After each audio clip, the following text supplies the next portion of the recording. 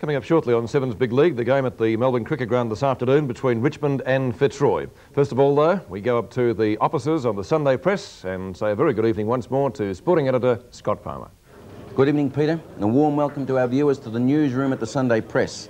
The computers behind me, they're lighting up with the big stories from today's dramatic round of football. At Footscray, Bluey, Hampshire, who was cheered off the oval, said he had not been approached over the coaching job for next year, but he expected to have a meeting with the committee sometime next week. He is confident the Bulldogs could become a finals contender with just a few more players. Red, white and bluey was the call there tonight as the team collected the $21,000 for the 3 wins from the sponsors and planned that big trip to Namibia. Swans' Ricky Quaid said his club had done all the hard things up to now in Sydney and would kick on from this stage. He would start training for 1984 on October 1. And he warned everyone that Bernie Evans was on contract with the Swans and had told the club he was happy to stay with them. Greg Smith, however, is on a charge for disputing Kevin Smith's decision out there at the Western Oval. Collingwood's John Cale really let fly tonight. He said how the Collingwood players can concentrate on football with so many people knocking the club, it amazes him. Today we responded to a lot of the stick, said Cale. And John added, I'll be there for 2 years at least. Collingwood officials are wondering tonight, however, whether Peter Dacos will remain with them in 1984. Tony Jewell said he was pleased his side had a go after half-time. His captain, however, Trevor Barker, was carried off today with a bad knee injury.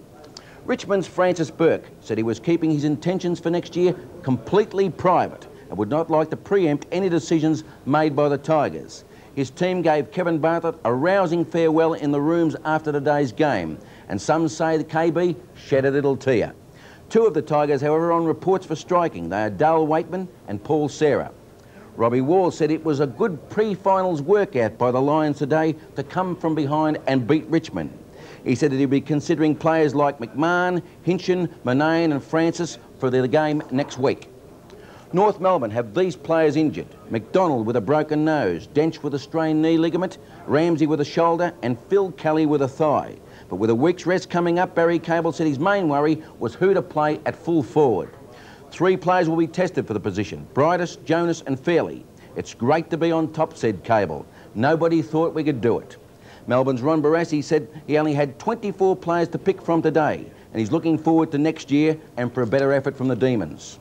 Geelong's Tommy Hapey was disappointed the Cats didn't do better today for the Nankervis brothers, Ian and Bruce, who could have played their last game for the Cats. I came down here expecting to do a lot better, said Tom, but we lack some ability and depth, and we'll be working on that over the summer months. Hawthorn's Alan Jean said Matthews, Ayres and Buckenara would all be back for next Saturday's final, and added the balls are now in Hawthorn's court.